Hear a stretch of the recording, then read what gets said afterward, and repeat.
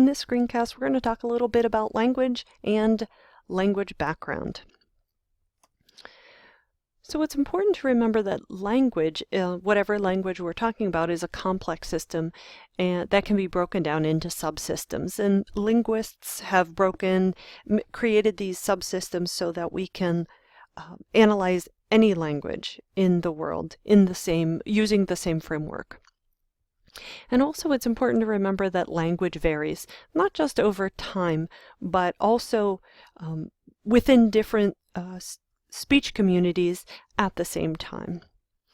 And these are two very important concepts, and we want to avoid oversimplification when we talk about language, because there can be variation at the different subsystems, or there can be a development in different subsystems. So it's just a good idea to think about these two while we're learning about language learning. So let's start with variation. We have heard that there are different dialects in the US, and here's one map that has broken it down into different main areas.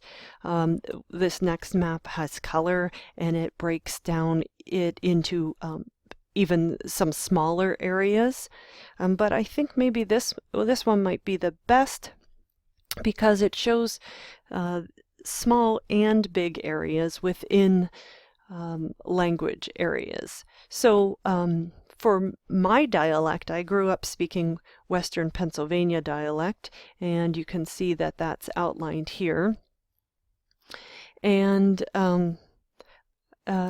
wanted to introduce one feature of that to you, and this is an example sentence that would have been totally fine and would not have made me notice it at all growing up. The car needs washed.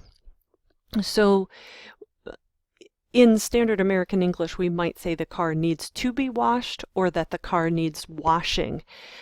So this variation between what Western Pennsylvania dialect would say and what standard American English would say would be the subsystem of syntax. This is a variation that's allowed in the syntax of Western Pennsylvania dialect, but is not commonly seen in like grammar books.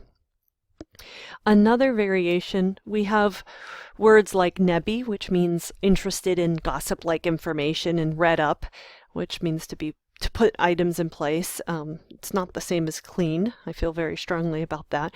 And what sub-area of language is that? That's the lexicon. Lexicon is the linguistic term for vocabulary.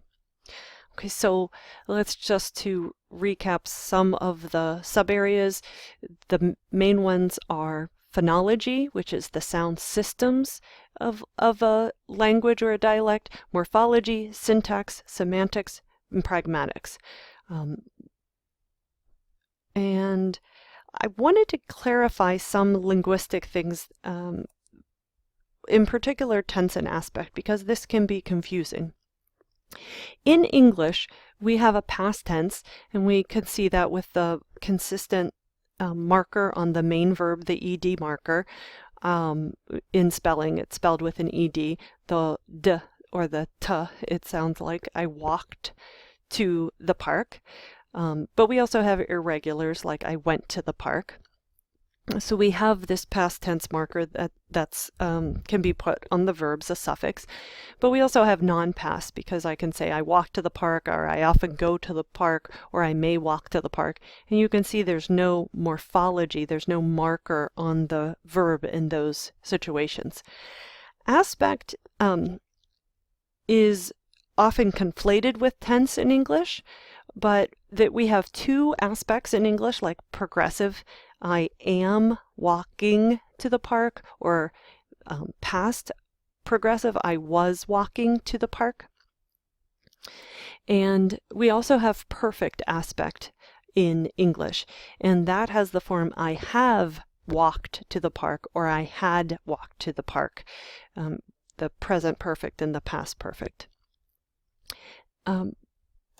So just to stress that the the tense is on the marked on the first auxiliary there, and verbs that are marked for aspect can be present or past tense.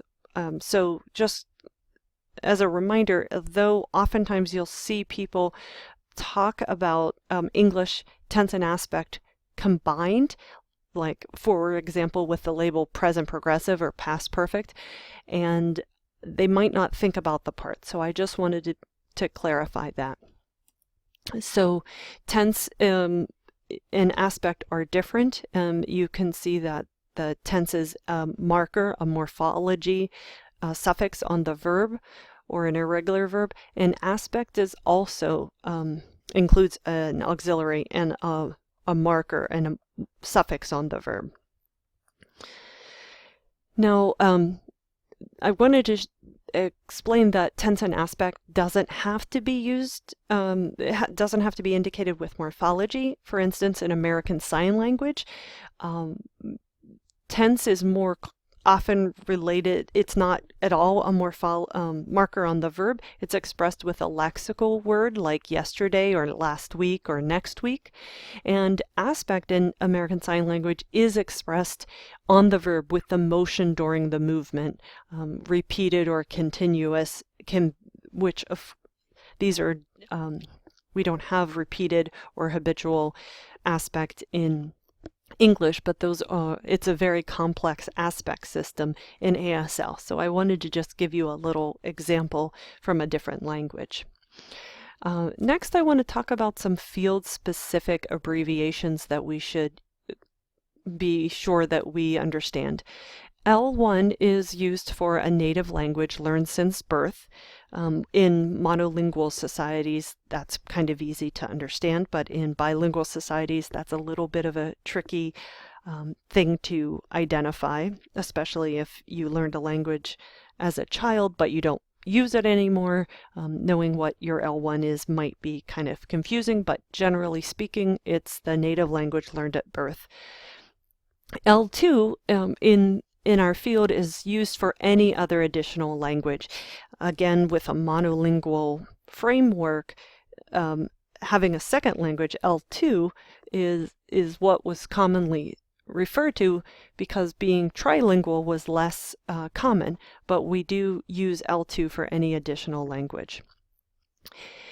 Now, second language acquisition is the term for learning a language in a naturalistic way or an instructed context.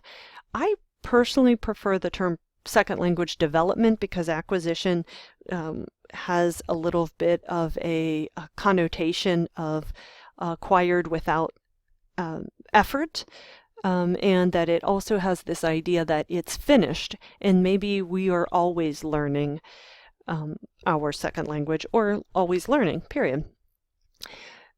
ESL is an abbreviation for English as a second language, and that's when you're learning it in an English-speaking environment. EFL is English as a foreign language in a non-English-speaking environment. And we use that same framework for any other language and environment combinations. For instance, if in the US we learn Japanese as a foreign language, because this is an English-speaking country, so if we learn Japanese, it would be considered a foreign language, not a second language learning situation here.